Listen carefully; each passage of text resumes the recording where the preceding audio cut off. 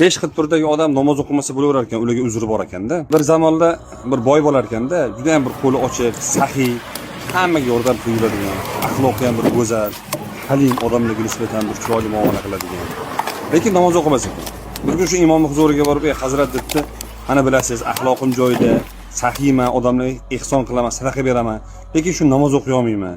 Shunga bir uzr topib bersangiz, nima qilsam bo'ladi?" Siz imom aytgan ekan, "Hazrat degan ekan, menga bir muddat vaqt bering.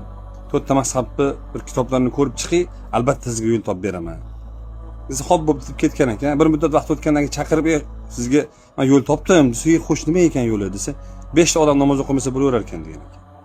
Kimlar ekan desa, birinchisi balog'at yetmagan, bolalar o'qimasa bo'laverar ekan. Siz qizig'imiz, men katta odamman-ku. Siz shoshilmay ikkinchisini eshiting. Ikkinchisi nima ekan desa, ikkinchisi hayvonlarga mumkin emas ekan namoz o'qish, farz emas ekan hayvonlarga desa, xafa bo'lib, "Men odamman-ku, nima deganing bu?" Uchinchisini aytsa, uchinchisi degan ekan, kofirlarga namoz farz emas ekan. "Sen nima deganing? Men musulmonman deb o'zimga islomga nisbat beraman." To'rtinchisini aytsa, to'rtinchisi degan ekan, aqli zaif jinnilarga o'qimasa bo'laverar ekan. "Sen nima deganing? Men aqlim, hushim joyida, sadaqalarni qiladigan, aqlim bilan maqtanadigan odamman" desa, beshinchisi ham bor ekan. Beshinchisi nima desa, o'liklarga farz emas ekan namoz degan ekan. Siz ham agar mana shu 5 tasidan bittasi bo'lsangiz, o'qimasangiz bo'laverar ekan bemalol. Assalomu alaykum va rahmatullohi va barakatuh.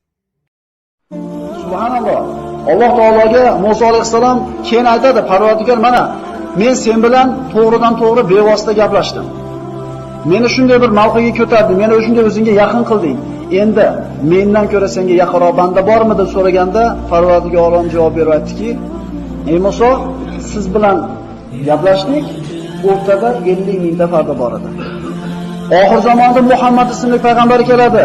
Uni ummatlari bilan har kuni 5 marta gaplashaman, o'rtamizda bitta ham farda bo'lmaydi" dedi. Alloh taolo siz bilan bizga mana shunday martabani inom etgan. Bu namoz o'qiyotgan odamlar haqida gapiriladi. Allazina hum an solatihim sahunlar haqida emas, namozlarga beparvo bo'lgan kishilar haqida emas, namozni vaqtida qoyim qilgan kishilar haqida gapiriladi.